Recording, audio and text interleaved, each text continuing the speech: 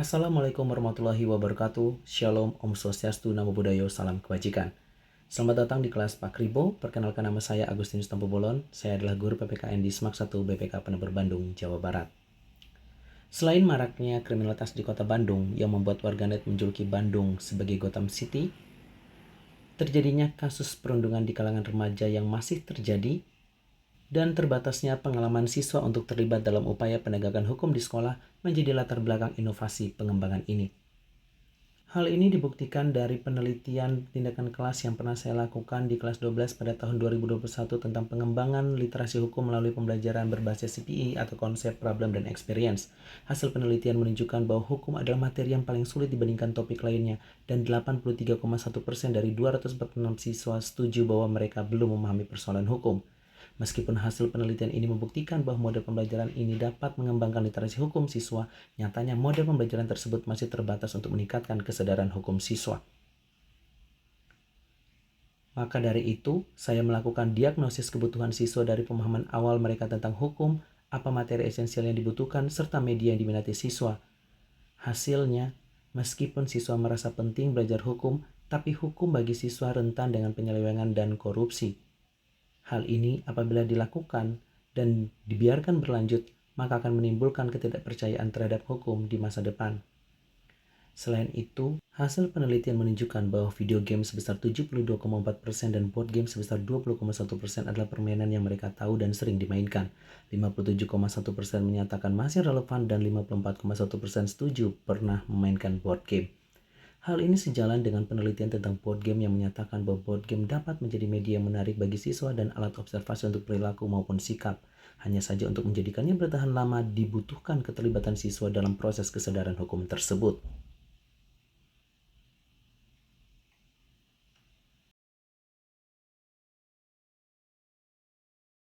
Dengan mengikuti pelatihan kurikulum merdeka di sekolah bersama dengan guru-guru lainnya dan pelatihan pengembangan board game bersama komunitas Ludenara, saya akhirnya membuat inovasi pada kelas Pak Kribo, yaitu kritis toleransi bersama komunitas. Saya memberi kebaruan tidak hanya pada kelas berbasis permainan, tetapi berlanjut pada simulasi sidang hingga menjadi komunitas hukum di sekolah seperti Duta Hukum dan Student Lawyer Club. Saya juga mendasari kelas ini dengan teori game, model pembelajaran berbasis masalah, teori konstruktivistik, dan teori experiential learning. Nama Pak Kribo adalah pemberian dari mereka yang pernah membuli saya.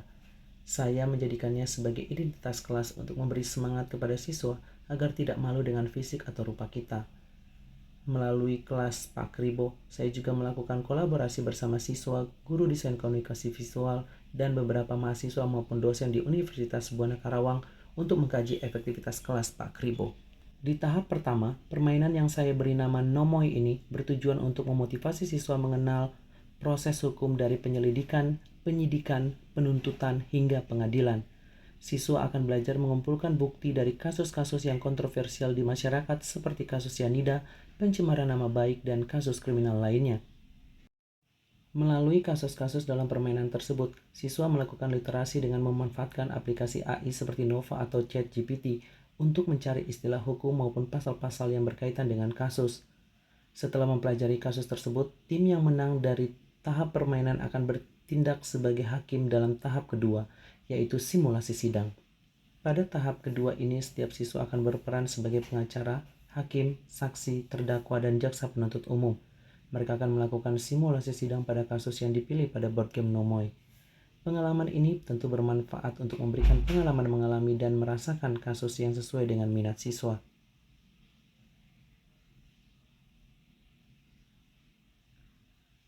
Melalui dua tahap ini, banyak siswa yang terlatih berpikir kritis dan tidak jarang menemukan tujuan mereka. Adanya pengembangan kelas ini sangat memotivasi siswa untuk membentuk komunitas hukum di sekolah seperti Student Lawyer Club dan Duta Hukum. Melalui komunitas ini, siswa belajar meningkatkan literasi hukum, mengembangkan komunikasi, dan menjadi teladan dalam menghargai aturan di sekolah. Melalui komunitas tersebut, siswa melakukan bedah tata tertib sekolah, talk show tentang perilaku remaja dan konsekuensinya, pelatihan kedisiplinan siswa, dan kegiatan bedah kasus melalui debat hukum.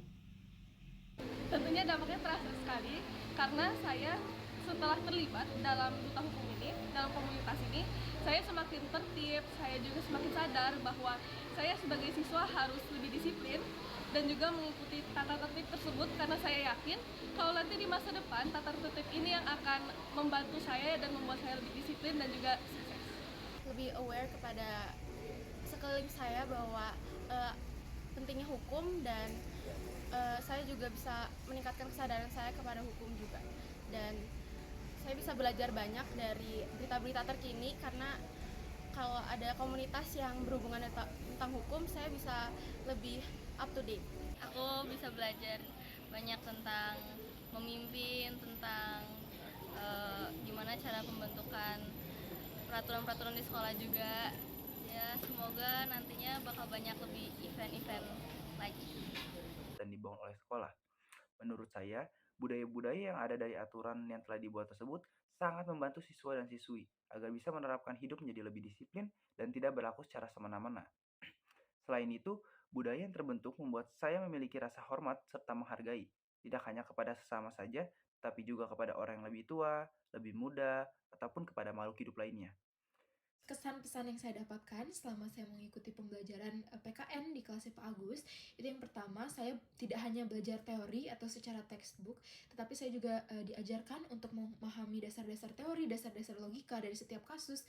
Jadi kami banyak melakukan case study terhadap artikel-artikel atau berita-berita yang terjadi yang hangat sedang dibicarakan di masyarakat.